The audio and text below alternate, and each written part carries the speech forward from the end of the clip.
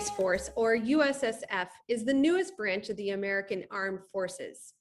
Operating within the Department of the Air Force, in December 2019, the U.S. Space Force began developing military doctrine for space power and military space systems to protect the U.S. and its allies in this sphere.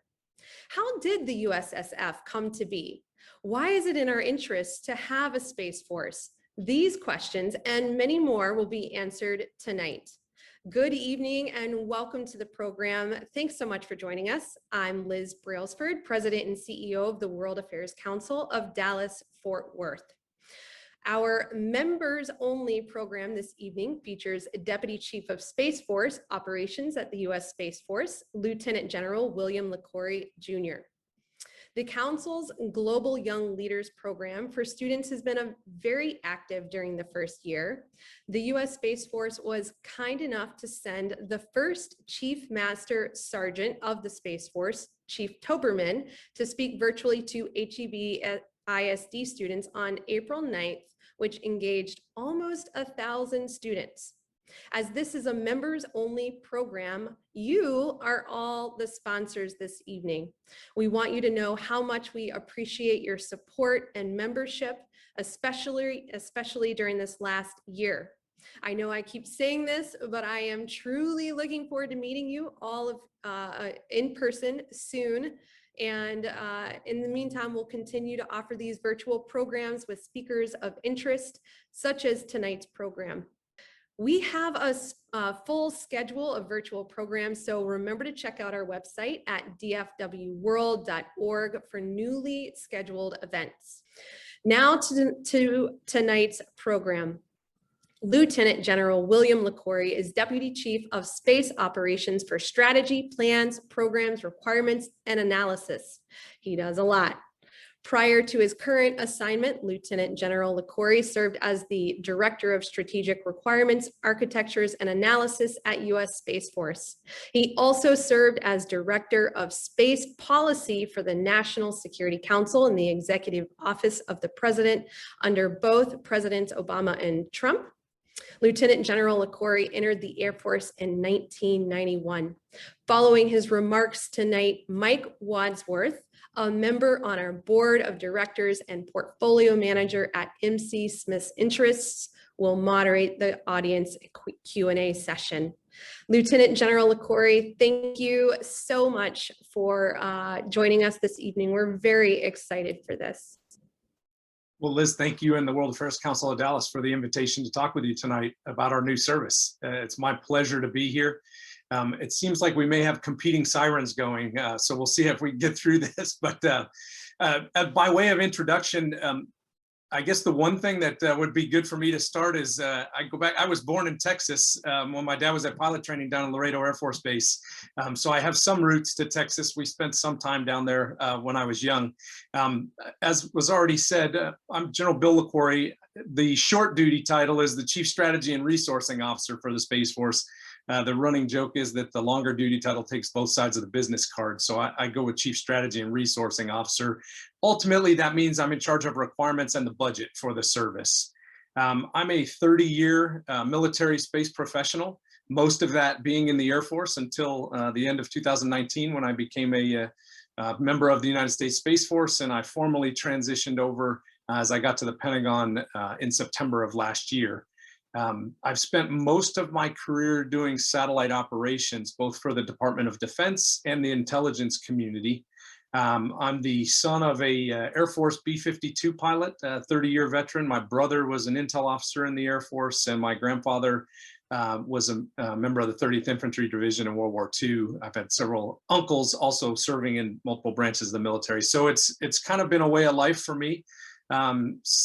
Since I was a kid growing up, and I'm now at the 30-year point of my own career. It's been a wonderful career.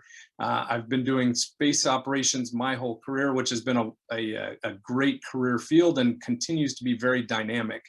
As was mentioned, prior to my current job, I was the Director of Space Policy on the National Security Council staff during a very exciting time in the last year of the Obama administration, the first year and a half of the last administration. And before that, I had the great opportunity to be the commander of the 50th Space Wing, which was one of our units out in Colorado Springs. It's where we do about 90% of the Department of Defense satellite operations. Most notably for folks on this call, that's where we operate the global positioning system to help everyone navigate from point A to point B. And I'll talk a little bit more about that in my remarks. What I thought I would focus on tonight as scene setting remarks is how it is that we got here, and the importance of the service. And then I was going to talk for a little bit about what we did in the first year of the service, and then what we're looking to do in this second year and beyond. And then I'll be happy to take any questions that the viewers have, and we'll see what Mike has to offer as we go through that. So by way of starting, I think probably most folks on this call will remember, as I do, 30 years ago, as the United States was in the middle of Operation Desert Storm, which many have called the first space war. I was a senior in college at the time at Boston University as that kicked off, but I remember vividly as sitting in my apartment with two roommates who were also destined to join the Air Force, and we're watching live images streaming across satellites back to our homes to see precision guided munitions or munitions that were guided by the global positioning system. And so we really began to see the first pieces of space and what it benefits us in our American military. Not only that, we talked about missile warning. So we have satellites that detect the heat signatures from ballistic missiles. And those were certainly used during that conflict to detect Scud launches and protect our troops. As well as using satellite communications, not only to beam the images to your homes, but also to allow our commanders to communicate across long distances in the battle space. It was clear at that point that modern warfare had changed. Space was going to provide a significant advantage to our joint force, and did so in that conflict. Interestingly enough, however, more than just the American way of war changed, our American way of life changed.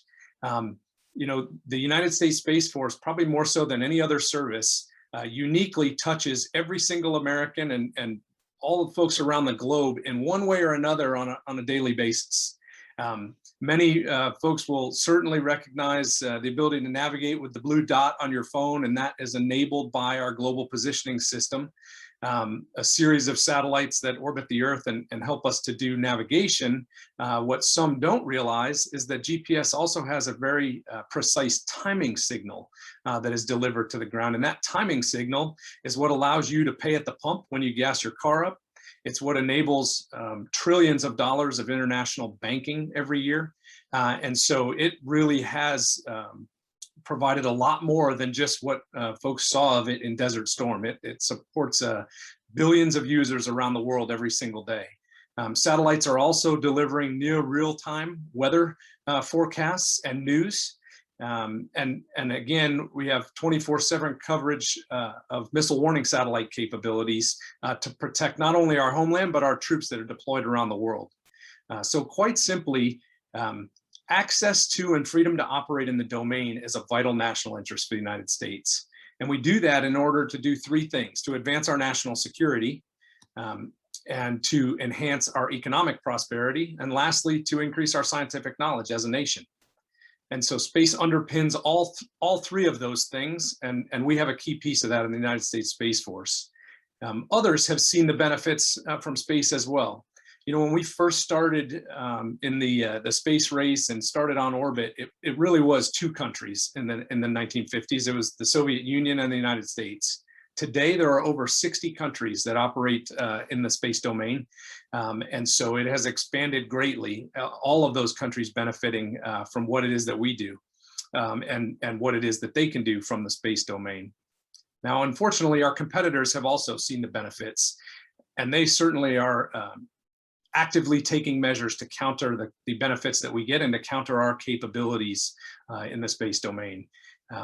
The types of threats range from jammers that can jam the signals from the global positioning system, jam communication signals, to lasers that can blind or dazzle satellites, to missiles that can be launched from the ground to destroy objects in space. In 2007, the Chinese exploded one of their own satellites, unfortunately creating a significant amount of debris, thousands of pieces of debris on orbit that we continue to track to this day and have to pay close attention to. China is also in the process of developing a satellite with a robotic arm that certainly could be used for various purposes. And Russia is developing similar capabilities. And so the combination of those competitors developing threat capabilities and that vital national interest I talked about is really how we ended up with the establishment of the United States Space Force in December of 2019. Now, we're the newest member of the United States Armed Forces, the first new military service in 72 years. And like all armed services, our responsibility is to maintain superiority in our domain, in the space domain. The United States Space Force has 3 cornerstone responsibilities that we talk about. The first of those is to preserve that freedom of action, that very freedom of action that I talked about. The second is to enable our joint force lethality and effectiveness. And third is to provide our national leadership with independent options that they can use if they choose.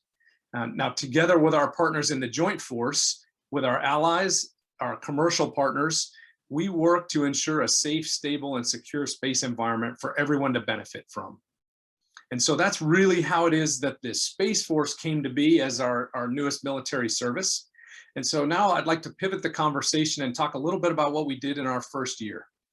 Our chief, General Raymond, likes to call the first year, or likes to talk about the focus of our first year being inventing the force, literally creating a brand new service from the ground up.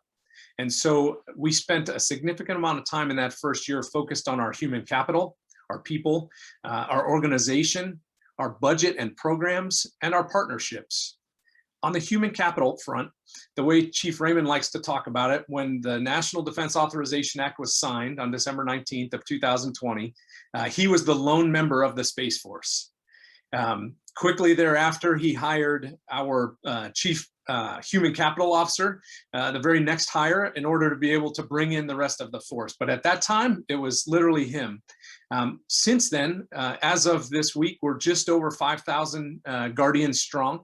And projecting to grow to a force size of about 16,000 between military and civilian. That will certainly be the smallest of our military services, and we know that. And part of our focus is to be able to take advantage of that and to be a lean and agile service. In that first year, we also competitively selected a little over 6,000 tech-savvy and diverse airmen from the Air Force who will transfer into the Space Force over the next couple years. They come to us from what we call shared career fields of intelligence and cyber and acquisitions. And so we will certainly be transferring some amount of airmen in those career fields into the Space Force. There will be airmen that remain in the Air Force that do those missions as well, because both services need them. We also established a detachment at the Air Force Academy. For the time being, the Air Force Academy will train our Guardians as well as the airmen that will go into both the Air Force and the Space Force. And they've also created a space warfighting minor that's part of the curriculum now at the Academy. And so we look forward to continuing to grow the presence there. And the number of cadets that transition into the Space Force each year has continued to grow after the last 3 years. We've developed specialized training materials that we provide to future Guardians as they go to basic training. They'll go to basic training in San Antonio, much like our air counterparts, but there's a portion of that training that's focused on the space domain, and so we've developed those training materials as well. The last thing I would highlight on the human capital front is that one of our chief's priorities is to create the Space Force as a digital service to accelerate innovation. And on that front, one of the things that we've done is we've established 50 software coder positions to be a part of our service and to help us innovate. So lots of activity on the personnel front. Closely related to that are organizational changes. The creation of the Space Force has been the largest reorganization in our history from a national security space perspective. We defined a headquarters structure, which is where I fit in. I'm one of 4 deputy chiefs of space operations. My job focused on strategy and resourcing. I have counterparts focused on operations, human capital, and then technology and innovation. And we've already streamlined from the original plan of about 1,000 person headquarters down to about 600. So about a 40% reduction in streamlining there. And then in our field commands, out in the operational units and other units in the field, we've established 3 field commands, one focused on operations, one focused on training and readiness, and one focused on acquisition and development. The last 2, we expect to have formal establishments later this year. But those 3 field commands then have subordinate units underneath them. We call our operational unit that's commanded by a Space Force colonel a Delta. That's a new term in the military organizational construct. Each of our Deltas is uniquely mission focused on a single mission. And in the field, compared to what we were structured in the Air Force, we've removed 2 echelons of command in order to speed up decision making, if you will. The space domain is a fast moving domain, and we certainly need to stay ahead of our competitors. And so one of the ways that we're looking to do that is streamlining that organization in the field.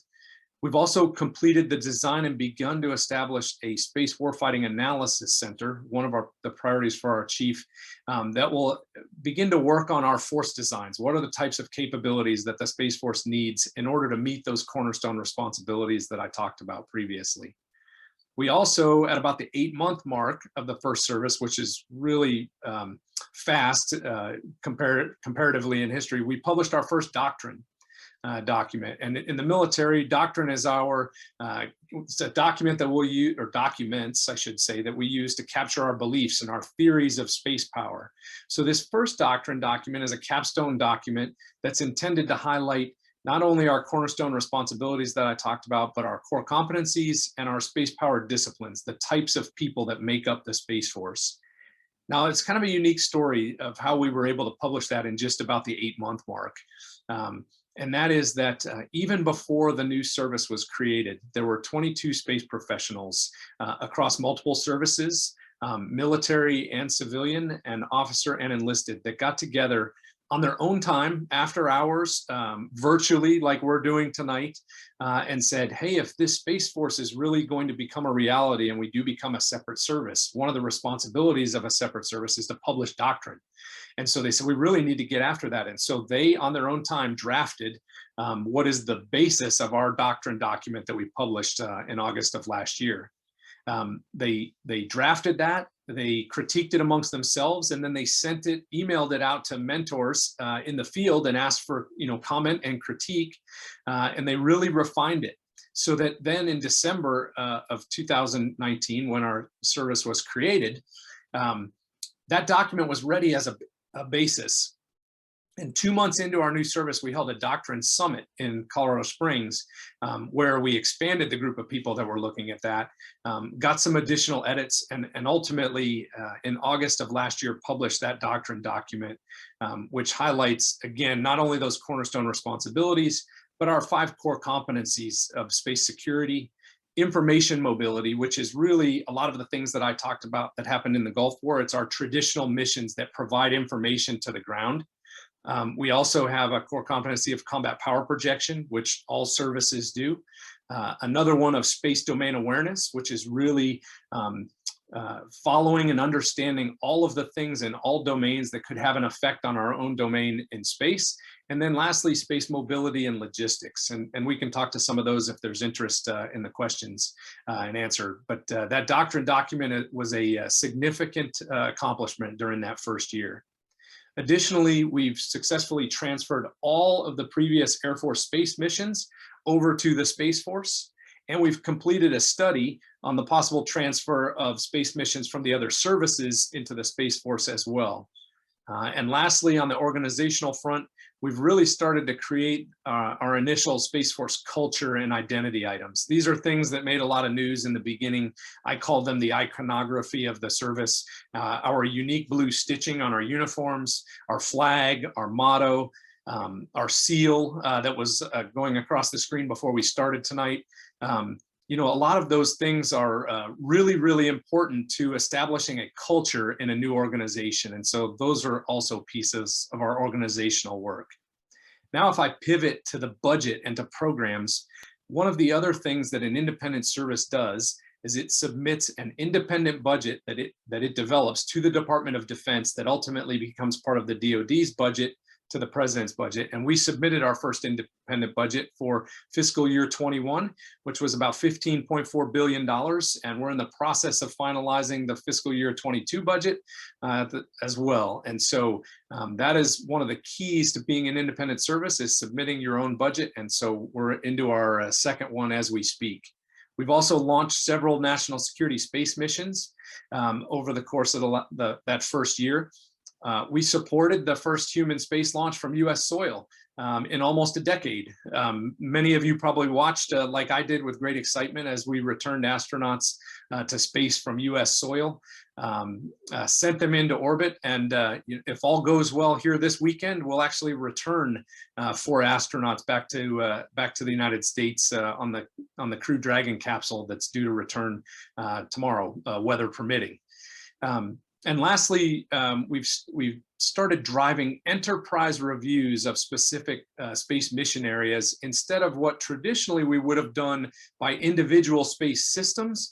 Now we're taking an enterprise approach to it by mission area in order to talk not only about what the Space Force capabilities contribute to each mission area, but others in the Department of Defense, in the intelligence community, commercial industry. How do we bring all those together in an enterprise view where we all kind of cooperate together on specific mission areas?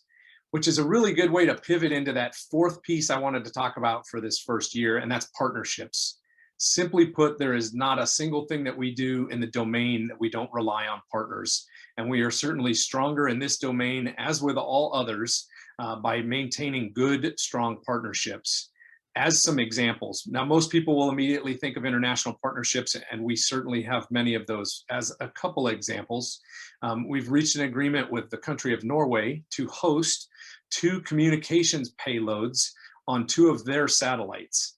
What that does for us is ultimately it saves us on the order of about $900 million of the cost of procuring a launch ourselves. It also happens to be that they have the launches ready, and so we're actually going to put these payloads on orbit earlier than we would have been able to do on our own. Another partnership that is growing is with Japan.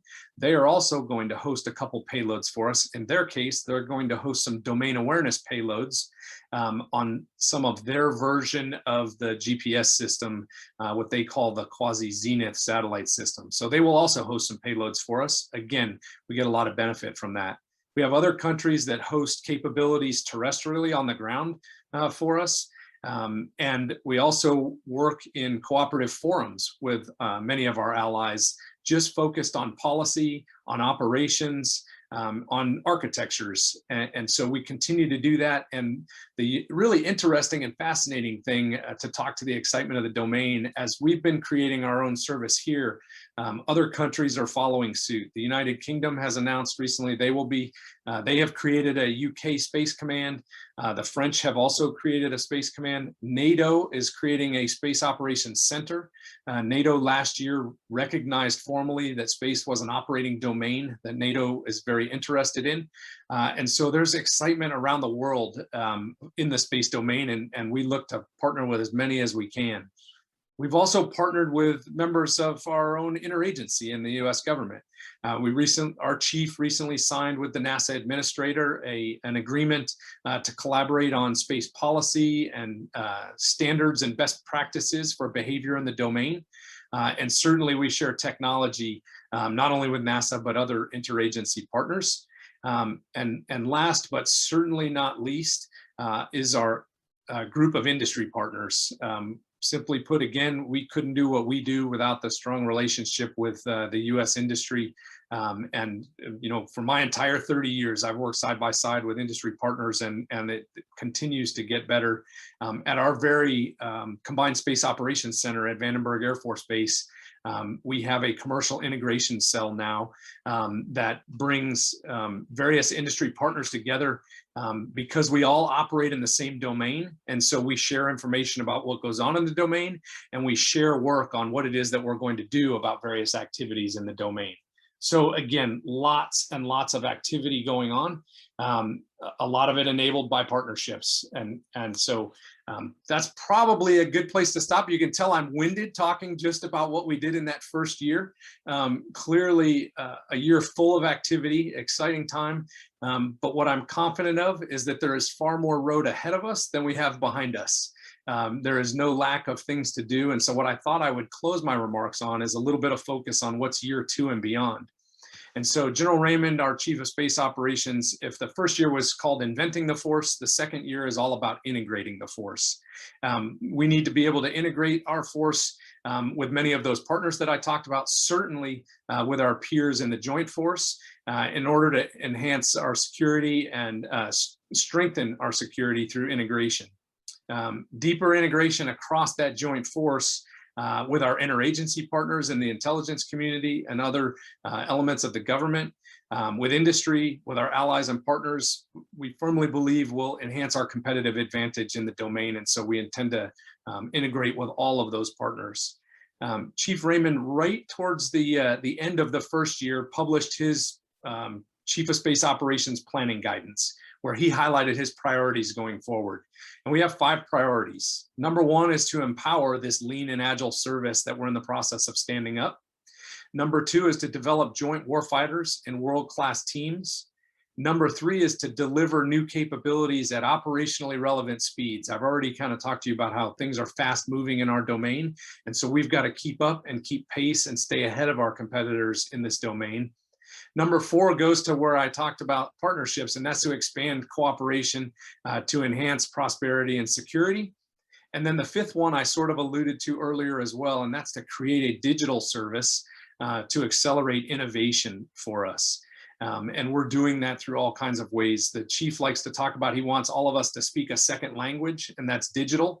And so we've created licenses for every one of our guardians to go to a digital university and take classes and focus on things of interest to them, whether that be artificial intelligence or agile software development, any number of big data analytics, any number of things. Everyone's got access and a license and an expectation that we're going to go learn some of those aspects of things and then bring that to what it is that we do as members of the Space Force. We will continue our partnering integration. Certainly, I talked about interagency partnering. And in January, the very beginning of our second year, the United States Space Force formally became the 18th member of the intelligence community. All the other services and many other agencies are a part of that intelligence community, and now we are as well. The Director of National Intelligence and her staff have been phenomenal at partnering with us, and we look to continue that. Clearly, intelligence is critical to what it is that we do in the domain, and we look to continue that piece of things. As for integration with our joint force, we've begun working on how we present forces to the Department of Defense, and we'll continue that through this year.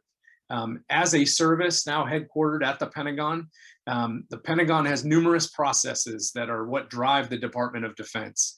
And so we as a brand new service are plugging into all of those processes. One of the processes, or 2 of the processes that I participate in, are the Joint Requirements Oversight Council.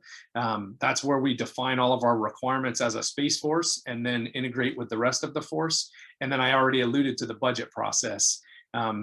But the Department of Defense at the Pentagon also works on developing new joint concepts, joint war games. We're plugging into all of those areas as this new military service to explain what it is that we have to offer and find new ways to cooperate with our joint partners.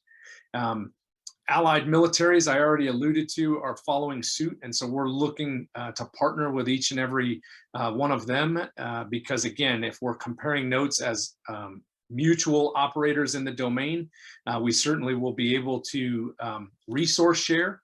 We'll be able to problem solve together. And we believe that by creating a coalition of like-minded nations, we will be successful in the space domain as well. I mentioned commercial partnering already. Let me talk about a couple more examples there of what we look to do going forward.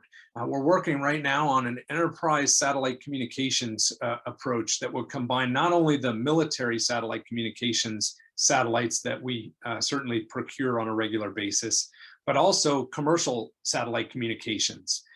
There's an organization that used to be part of the Defense Information Systems Agency who was responsible for procuring commercial SATCOM leases. Congress several years ago moved that organization into the then Air Force Space Command, and now they are a part of the Space Force. And so we're having them sit side by side, virtually at least, with those who are procuring our military satellites, so that now what we ideally will offer users of satellite communications is a hybrid architecture whereby they can leverage military satellites, they can leverage commercial satellites. At the end of the day, a user of communications doesn't really care which of those satellites they're using. They want to get their message from point A to point B. And by using both, we believe we'll have a more resilient satellite communications architecture. Another place where we're partnering very closely with commercial industry is on space domain awareness.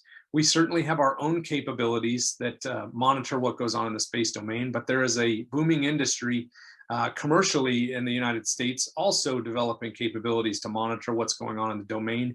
And we've established a commercial marketplace whereby government customers can see what data is available from the commercial side and procure that to support the various missions that we do from a government perspective. So again, more data to allow us to know what's going on in the domain.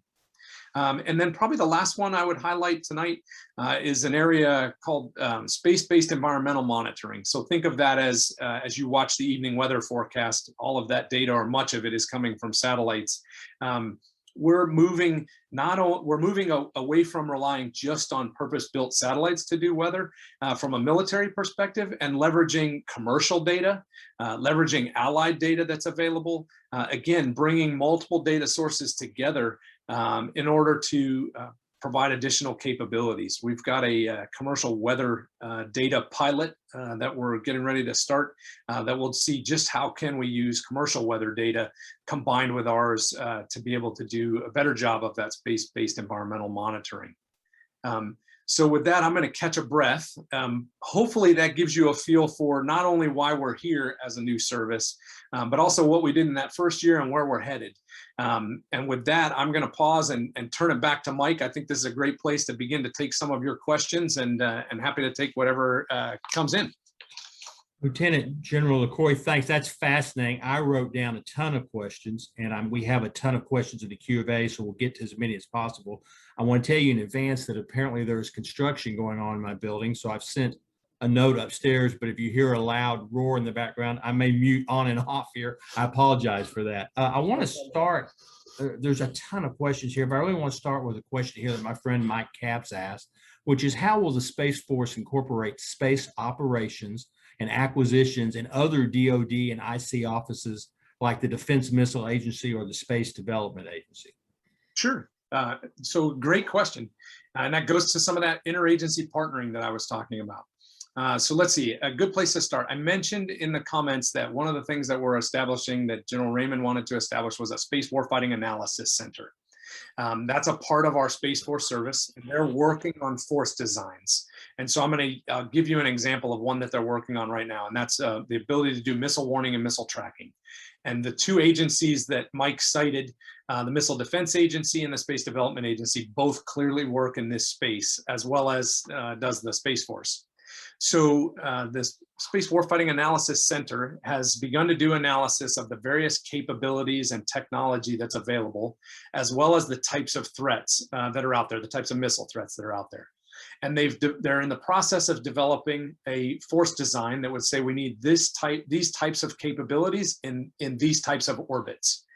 As a part of doing that, they've begun to socialize that with entities outside the Space Force, to include the Missile Defense Agency and the Space Development Agency. And the idea being, I alluded to earlier, that we are trying to move away from individual satellite-focused things to enterprise mission areas. And so missile warning, missile tracking is a great example. And so by comparing notes on what we see in our analysis and talking to the Space Development Agency and the Missile Defense Agency, we can talk about how we share the responsibility for that missile warning, missile tracking mission. We're also beginning to socialize that within the Department of Defense so that they understand how it is that we're going to cooperate with other elements of the US government. And so in a way, the chief's hope is that we can use this Warfighting Analysis Center and our force designs to help unify the community, if you will, and synchronize the efforts of the community so that we're not being duplicative, we're being complementary. And so hopefully that helps answer that question a little bit.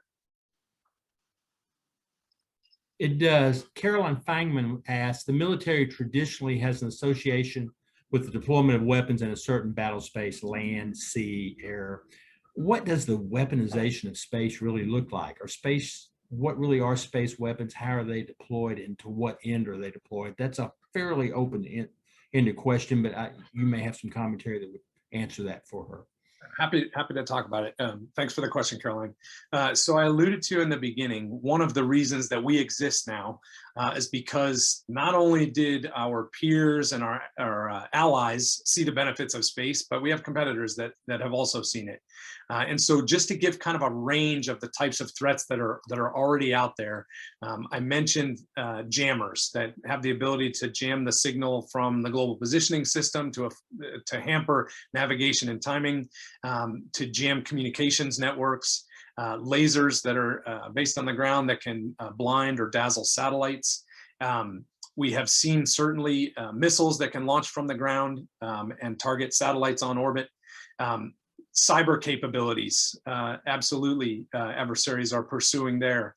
So that's kind of a range of the threats, if you will. And so one of the reasons the Space Force was created was to preserve our freedom of action in the domain and to protect and defend our vital national interest. One of those core competencies that I talked about is combat power projection. Every service who's responsible for superiority in their domain has that in one of their focus areas, and we're no different. And so we're in the process of trying to find the right ways to protect and defend the capabilities that we have on orbit, not only to protect the ability of our joint force and the advantage our joint force gets, but we're really doing it for the entire American public and our allies, because as I alluded to, space has not only changed our modern way of war, it's changed our American way of life. And it's really important. And that's one of the primary reasons that our service was created. A good transition question there. David Sanders had asked, there are people who believe that we might, in addition to the Space Force, need a separate branch of the service solely to focus on cybersecurity. Is it time for the U.S. to rethink our branches of services and realign those to maybe break cybersecurity out into its own area? So that's a fascinating discussion and absolutely a valid debate. Let me focus a little bit on cyber as it relates to us. You know, there's really hardly anything that we do in the space domain that doesn't rely on cyber. I mean, our ability to command and control satellites, to operate satellites, requires a ground segment that has cyber capability, and it requires a link from that ground segment to the on-orbit segment. And so cyber is certainly a key piece of that. We partner very closely right now with US Cyber Command. So from a combatant command perspective, our warfighters, there is a combatant command solely focused on cyber, as there is on the space domain. So US Cyber Command is definitely one of those that we work with on a regular basis. And then our peers in the Department of the Air Force, the United States Air Force, really has a significant piece of the cyber mission as well, and we continue to partner with them. And just as important as protecting and defending our on-orbit assets is the cybersecurity of our ground segment and the links. And so absolutely critical for what it is that we do. I'll stop short of predicting the future of when we may end up with a cyber service, but I can tell you that it's critically important to what we do every day. Very good. I've got a couple of questions here I'm going to try and combine because they're close. How does a new branch, you've talked a lot about what you've gotten done the first year in the culture of the organization, but a new branch of the military clearly establishing its own credibility and its identity as an independent of its sister branches is an important thing. Do you have any feeling for whether Space Force would ever become a completely independent branch of the armed services, or would it continue with a primary relationship with the Air Force, similar to what the Marine Corps has with the Navy? And the second question that sort of dovetails into that is, how do you see, being part of the Air Force, how do you see what you're doing? How do you interact with the Army and the Navy and other forces? Those two questions, I think, kind of go together, and I'll let you hit that in any order that makes sense. All right, let's start with the first piece. So the reality is, it's Congress and our political leadership that established the United States Space Force. Combination of obviously Congress, which we benefited from bipartisan and bicameral support for many years now, and ultimately they presented the National Defense Authorization Act, which then the president signed into law. The way that they decided we would do this for the time being is to be a part of the Department of the Air Force. And I can tell you that we are here, we stand on the shoulders of many airmen or space professionals who were airmen over the last many years. And we continue to enjoy a very close working relationship with our sister service peers in the Department of the Air Force.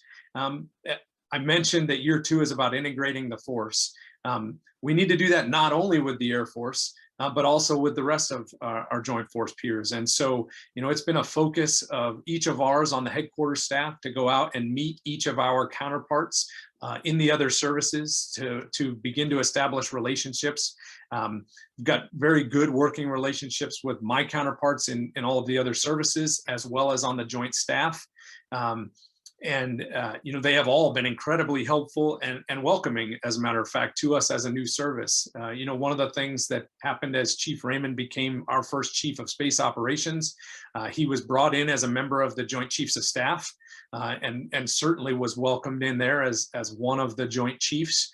And so I anticipate continuing very strong relationships with all of our sister service counterparts. Certainly with our Department of Air Force counterparts in the U.S. Air Force, we sit ultimately side by side in the same corridors in the Pentagon, just by way of the way things have worked out. There's no plans to create a hexagon now that we have a sixth service. So we got to fit in where we can in the Pentagon, and that's side by side with our counterparts on the Air Force. And it's been a great partnership. There are many things actually that the Department of the Air Force will provide for us as the Space Force. It's probably good to point out here that the Space Force, as a part of being lean and agile, I mentioned those deltas that we have in the field, and they're purely focused on individual mission areas. That means many of the supporting functions that are required to perform missions are going to be done by the United States Air Force. And so we will be partnering for eternity as far as some of those support things go, because we know we're going to be a small service and we need to stay mission focused. And so there's a very close partnership with the Air Force there as well. That's a great transition to the next question. Christine Buchanan asked if the Academy has been geared toward future pilots, i.e. those who want to fly planes. Is that true? And if so, do you anticipate issues in persuading Academy students to leave the cockpit for a computer, for lack of a better way to phrase it? I'm going to start with the last part of the question and say that no, we do not anticipate any issues whatsoever with cadets being interested in coming to the Space Force. As a matter of fact, over the last 3 years, we've grown from, I was just in a meeting with General Raymond earlier today, and he was talking about, we had 32 cadets several years ago express an interest to come into the service. And so they have. Last year, it was 116 cadets, or I'm sorry, it was 96 cadets that were transferred into the service coming out of the Academy, and this year will be over 100. So the excitement continues to grow. That's not to say that there won't be people very interested in becoming pilots as well. I have one of those in my own family. He went through the Reserve Officer Training Corps, but my son is right now a Strike Eagle pilot in the Air Force. So F-15Es. But we don't think that there'll be a problem with the excitement. I mean, we have seen, I mentioned already, there were over 6,000 people that we've selected to transfer in from the Air Force. This year, we're beginning to do inter-service transfer boards. I think we're on the order of about 3,700 applications from other services. So I think we're in a good spot with an exciting domain and lots of challenging work to go around that will be okay there. Now, let me pivot back to the beginning of the question, which I think was along the lines of, isn't the Academy really designed to produce pilots? Correct. Yes, it's designed to produce pilots, but the Air Force Academy has done a great job of producing space professionals as well. Now that we are a separate service, they're producing guardians that will commission in as second lieutenants at the very same commissioning ceremony that the other Air Force Academy cadets come into the Air Force. But they've been doing that for a long time. I have many friends that I've had for many, many, many years that graduated from the Air Force Academy and came into the space business. And so, you know, there will be different interests for different cadets, but the Academy has embraced it for a long time. And as soon as the service was created, they said, hey, we really need to create a detachment here that's solely focused on the training that we do for future guardians. As a matter of fact, I had a colonel that used to work for me in Colorado Springs that is heading up that detachment right now and doing a great job of continuing to get the excitement and to bring new guardians in from the Air Force Academy. I would be remiss as a Reserve Officer Training Corps commissionee if I didn't highlight that that's another way that we bring guardians into the service, and we're seeing equal excitement from the ROTC ranks as well. I follow my son's ROTC detachment and my own ROTC detachment online, and I can see the excitement with many of the cadets that are looking forward to becoming guardians. And so we look forward to bringing any and all into the service that are interested. This would be a good place for me to say, as somebody who had their granddad in the 30th Infantry, your dad was an Air Force pilot, and now your sons are doing that. 4 generations at least of service. Thank you. That seems trite and a truism, but it clearly has been something important to your family. And as an American, I just want to say thank you for that. My list of questions is growing, so I'm going to try and combine 2 that feel like the opposite side of the coins, and you can hit this in either order you want. Emily Bastow asked, what do our alliances think of the establishment of the Space Force? Does it help us foster trust with our alliances and the rest of the world? And at the same time, Stephen Robb asked, you emphasize staying ahead of our potential adversaries. Do you have any kind of early assessment that you could share about where the aspect of the mission is in this very early period? So the same coin, but 2 sides. What do our allies think about the Space Force, and how do you think we're doing compared to folks that maybe aren't our allies? Yeah, so let's start with the first piece of that. I'll give the short answer first. Absolutely. I absolutely think that our allies are in agreement with us, are excited by the fact that the Space Force was created. COVID has probably been the only limiting factor to the number of allies coming to Washington, D.C. to meet with our chief, as well as some of us on the Space Force staff, to talk about how it is that we can partner and strengthen relationships.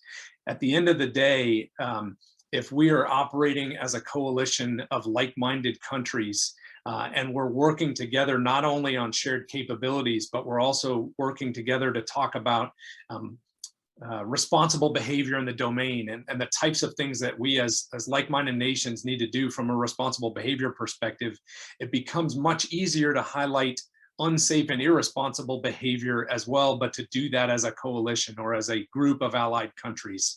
So we're seeing tons of that. As I mentioned before, several countries have also now started to create their own space organizations.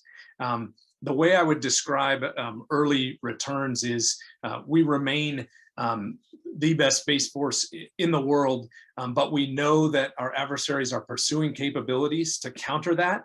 And so one of the reasons our service was created was to stay ahead of that threat. And so it's incumbent upon us in working with our allies, in growing the number of allies that we're working with, to be able to develop capabilities to stay 1 or 2 steps ahead of our competitors here in the future. Very good. Pivot to a little bit of different conversation, but it's an interesting question. I think Erwin Siegel asked your thoughts on what are the force's thoughts on the solution to the massive amount of space junk present now and obviously growing in the future. I know that may fall a little bit outside the bailiwick of what you guys are doing, but your thought about the number of things floating around up there, and as that continues to grow, the issues that creates. Great question, Erwin. So one of our responsibilities currently is to monitor what goes on in the domain, and we currently track tens of thousands of objects in the space domain. Many of those are satellites, but far more are pieces of debris. They may be pieces of old rocket bodies that are still on orbit. There are still thousands of pieces of debris from that Chinese anti-satellite missile test that they did in 2007. And so we continue to monitor those. As I alluded to, other industry partners are also monitoring, but the other really interesting thing that's going on right now, and we're very encouraged by it, is that there are numerous entities trying to figure out ways to address the debris problem. One of the things that we do is we try to, as we design our missions, make sure that we are leaving as little as possible on orbit other than the operational satellites. But we know there are other entities that are pursuing capabilities to be able to potentially harness that debris and at a minimum move it out of operational orbits. One of the unique things about the space domain is we're bound by, I guess it's not unique, but we're bound by physics. Our physics happen to be different than the air domains. We're bound by the laws of Kepler, which means that our satellites are in predictable orbits. And those are the orbits that we need to keep clear of debris so that we can put operational capability there. And so we're encouraged by many of the approaches to trying to handle the debris problem, and certainly look to continue to partner with those organizations, because it will benefit all of us in the domain if we have ways of handling the debris issue that's there. Very good. I'm going to combine two more questions that both hit the same subject with a little bit of spin. Does the Space Force formally have, as part of their mission, to prepare strategies and capabilities to deal with any potential non-Earth-based threat, which I assume could mean UFOs, could mean asteroids, could mean a number of things? Then a second question that followed right on the heels of that: do you believe UFOs are legitimate threats to national and international security? And how would the Space Force define, in quotes, UFO? Any comments you would have on either one of those? I don't know that the Space Force has a personal definition, and I like the simple explanation of the acronym: anything that's an unidentified flying object. And I guess in this case, the purpose of the question may be an unidentified orbiting object. For right now, our cornerstone responsibilities, as I mentioned before, are to preserve freedom of action in the domain, which for the time being is really focused on man-made capabilities that might counter us, to enable joint force lethality and effectiveness, and then to provide independent options for national leadership. That tends to be focused on what we call geocentric orbit, so orbit around the Earth. When such time as the United States continues to go beyond, and if there became resource conflicts beyond geocentric orbit, then at some point the U.S. Space Force, in protecting and defending or preserving freedom of action in the domain, might advance to that piece of things. But for the time being, we're again focused primarily on the man-made threat.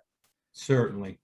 Mary asked, does the Space Force, as part of what you're doing, see any ballistic missiles as they would be coming to the U.S. and working on defeating the ballistic missiles in the air, i.e. Reagan's Star War capabilities program from the 80s? Does any of that sort of fall in y'all's bailiwick? Does that end up falling in a different area of the DoD? Is there any interface between Space Force and that question?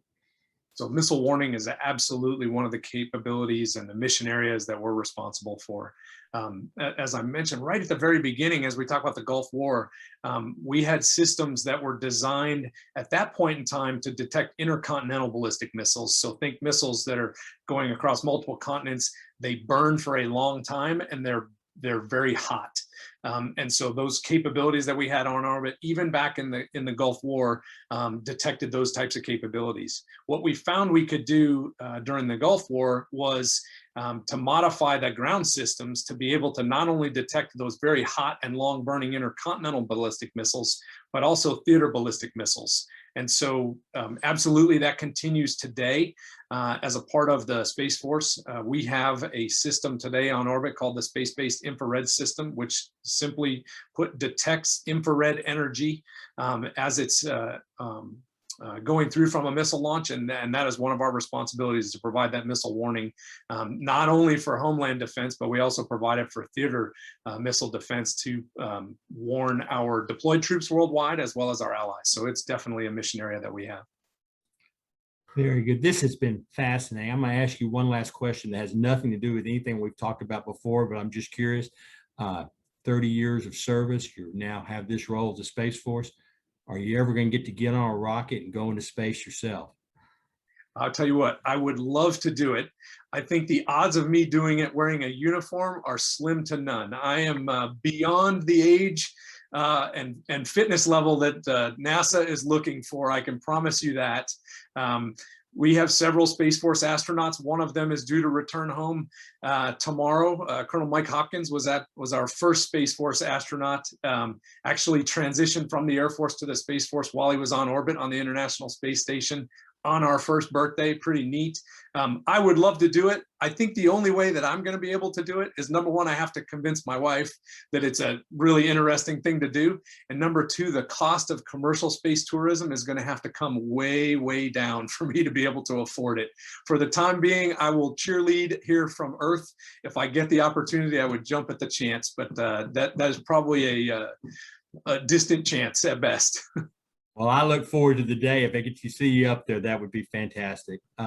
Lieutenant General Liquori, thank you so much. It's been a great program. We really appreciate you taking the time to speak with us. We appreciate the time that your associate spoke with our students at HEB a little bit back. Over 1,000 students impacted by that. It's tremendous.